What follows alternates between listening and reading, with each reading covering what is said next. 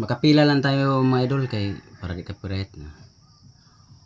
Ang tanging alay ko sa'yo aking ama ay buong buhay ko, puso at kaluluwa. Hindi makayanang mapagkakaloob, mamahaling hiyas na gintong nilukob. Ang tanging dalangin, O Diyos, ay tanggapin.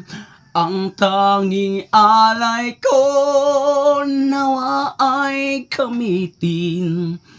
Ito lamang, Ama, wala nang iba pa akong hinihiling.